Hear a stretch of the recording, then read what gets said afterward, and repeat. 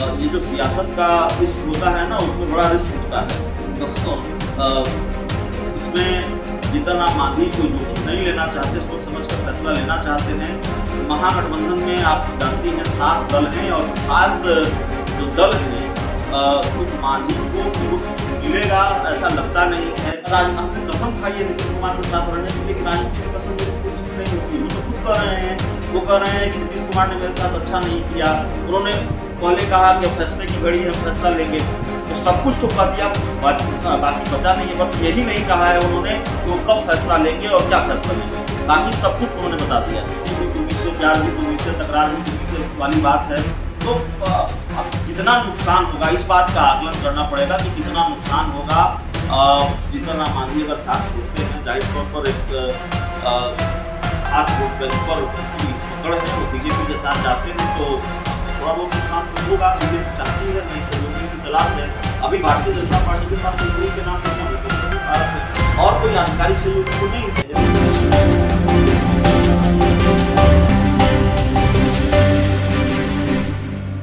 नमस्कार, आप देख रहे हैं रब्जी लाइव न्यूज और मैं हूं आपके साथ निधि सिंह।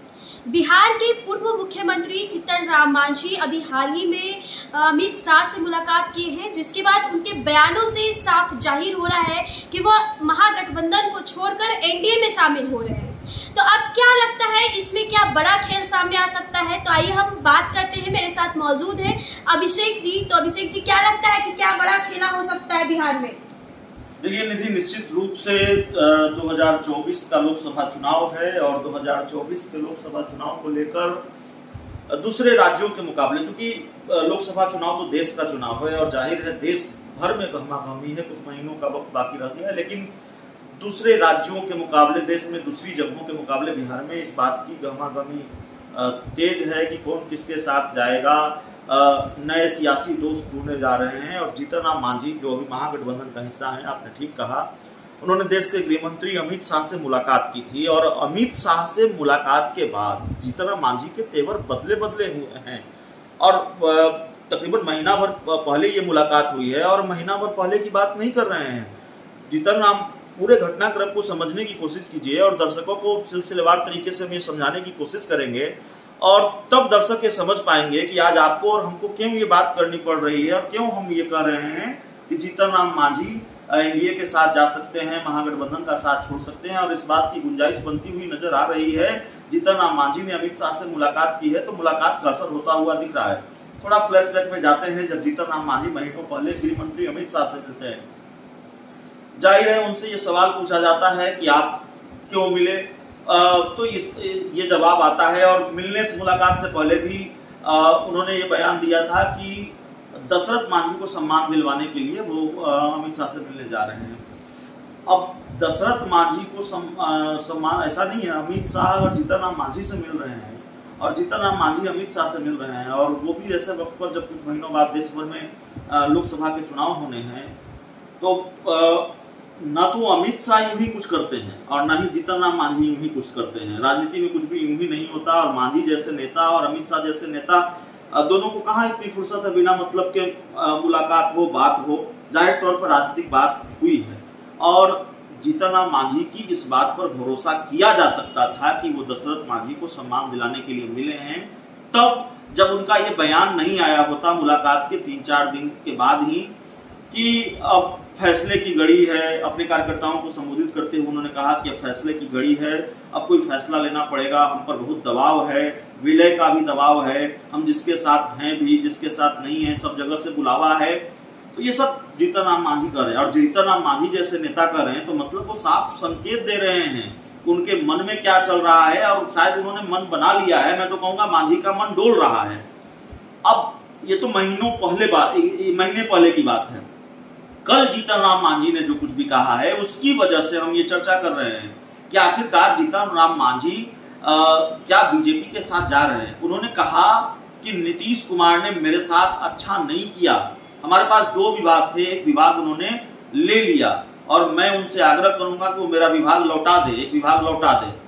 जीतन राम मांझी यही नहीं रुकते हैं, वो कहते हैं कोऑर्डिनेशन कमेटी बननी चाहिए और कोऑर्डिनेशन कमेटी के बिना अगर कोई फैसला हो रहा है सरकार में तो ये गलत हो रहा है। अक्सर ऐसे फैसले गलत साबित होते हैं। जीतन राम मांझी यह भी कहते हैं कि नीतीश कुमार कहते हैं कि पूछ कर फैसला लिया जा रहा है सब दलों से, लेकिन ऐसा नहीं है। तो जीतन राम मांझी बहुत सधे अंदाज में सही, लेकिन नीतीश कुमार पर निशाना साध रहे हैं। और आपको अगर याद होगा तो 2019 के लोकसभा चुनाव से पहले जीतन राम मांझी महागठबंधन से अलग हुए थे, तो यही कहकर अलग हुए थे कि कोऑर्डिनेशन कमेटी नहीं बनी। मैं मांग करता रहा और कोऑर्डिनेशन कमेटी नहीं बनी, इसलिए वो महागठबंधन से अलग हो गए। तेजस्वी यादव का साथ उन्होंने छोड़ दिया, लालू यादव का साथ छोड़ दिया। तो जीतन राम मांझी के बयान, जो घटनाक्रम है, सब इस बात की ओर इशारा करते हैं कि बिहार में एक बड़ा राजनीतिक खेल फिर होगा, मांझी फिर पाला बदल सकते हैं।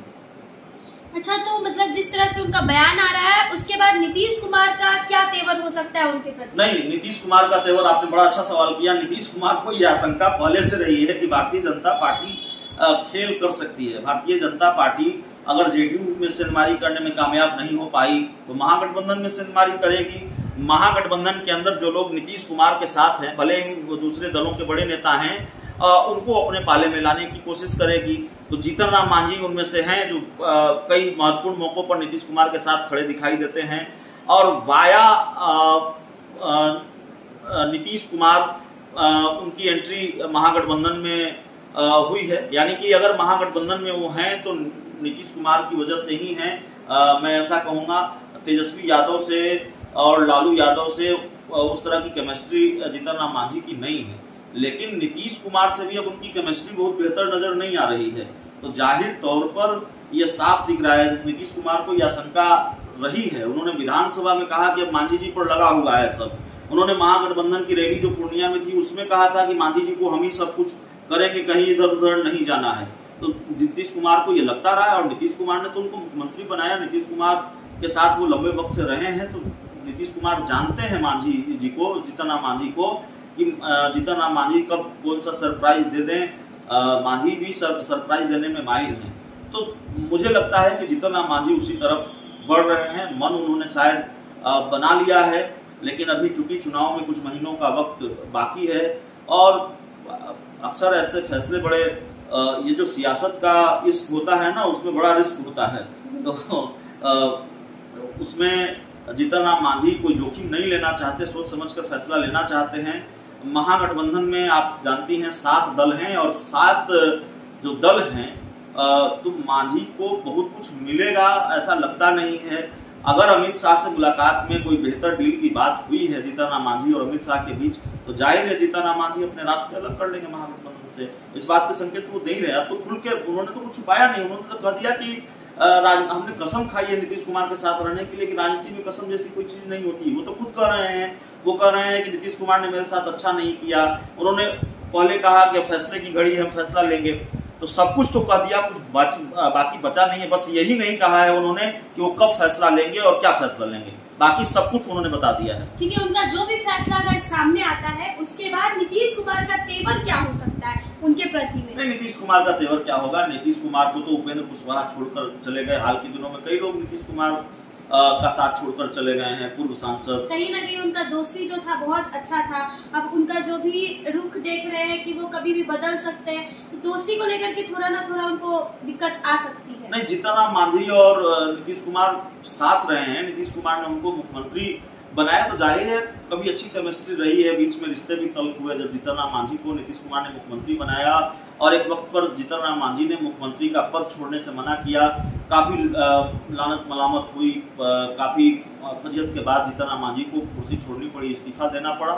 तो कड़वाहट भी रही है, तलखी भी रही है, प्यार भी रहा है, दोस्ती भी तुम्ही से, प्यार भी तुम्ही से, तकरार भी तुम्ही से वाली बात है। तो अब कितना नुकसान होगा, इस बात का आकलन करना पड़ेगा कि कितना नुकसान होगा। जीतन राम मांझी अगर साथ छोड़ते हैं, जाहिर तौर पर एक खास वोट बैंक पर उनकी पकड़ है, वो बीजेपी के साथ जाते हैं, तो थोड़ा बहुत नुकसान तो होगा। बीजेपी चाहती है, नई सहयोगियों की तलाश है। अभी भारतीय जनता पार्टी के पास सहयोगी के नाम पर कौन है? पशुपति पारस है, और कोई आधिकारिक सहयोगी तो नहीं है। एक तरफ 7 दल है, दूसरी तरफ सिर्फ पशुपति पारस हैं। तो जाहिर है बीजेपी चाहेगी कि नए सहयोगी आए। इसीलिए आप देख रहे हैं कि उपेंद्र कुशवाहा से भी अमित शाह मिल रहे हैं, आरसीपी सिंह भी बीजेपी ज्वाइन कर रहे हैं, अजय आलोक सुहेली मेहता भी बीजेपी ज्वाइन कर रही हैं, और जीतन राम मांझी भी अमित शाह से मिल रहे हैं। मुकेश सहनी को वाइस सिक्योरिटी चिराग पासवान को जेट सिक्योरिटी, तो इसके भी अपने मायने हैं। बीजेपी भी अपनी स्क्रिप्ट लिख रही है 2024 के लिए। तो जिस तरह से राजनीति में घमासान देखने को मिलती है, तो उसी तरह हम आपको आपके सामने बाकायदा रूबरू करवाते हैं। तो अब दीजिए मुझे इजाजत, तब तक के लिए बने रहे रब्जी लाइव के डिजिटल प्लेटफॉर्म पर। धन्यवाद।